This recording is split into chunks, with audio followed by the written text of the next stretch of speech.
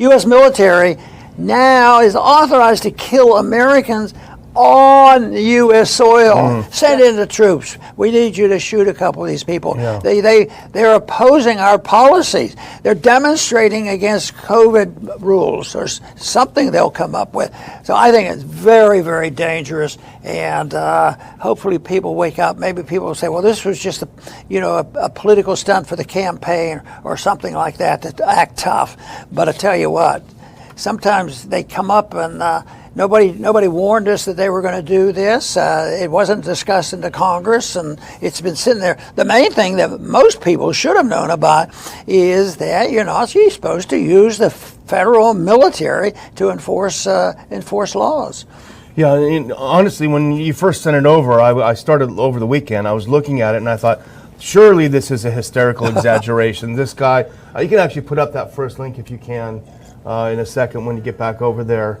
But I thought for sure this was someone just kind of, a little bit too conspiratorial.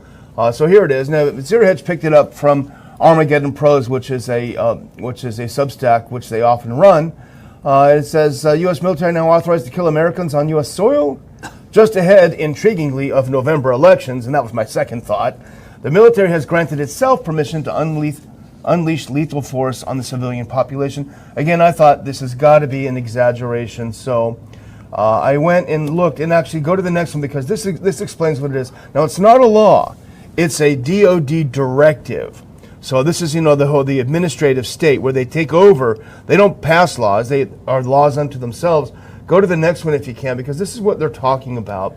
And I went and I read this secondly, and it talks about a reissued DoD directive that was reissued just on September 27th, 2024. It governs the Department of Defense intelligence activities and now includes provisions authorizing lethal force in certain circumstances. And it supplants the 2016 version, which did not mention that. So I read all of this too, which is someone else's analysis. I said, okay, this sounds even more troubling. I want to go look at the document itself. And so go to the next one. I actually went and looked at the DoD directive. It's DoD Directive 5240.01, DoD intelligence and intelligence-related activities and defense intelligence component assistance to law enforcement agencies, et cetera, and other civil authorities, September 27th.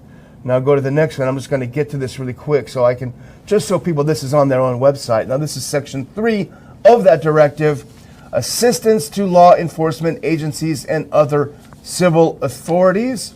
Now go to the next one. Now this is levels of authority. This is Section 3.3. Defense intelligence components may provide personnel to assist a federal department or agency, including a federal law enforcement agency or a state or local law enforcement agency, when lives are in danger in response to such a request for such assistance in accordance with the following approval authorities. Now here are the authorities. I'm sorry to get so far into the woods here, but go to the next one. Now you go down here to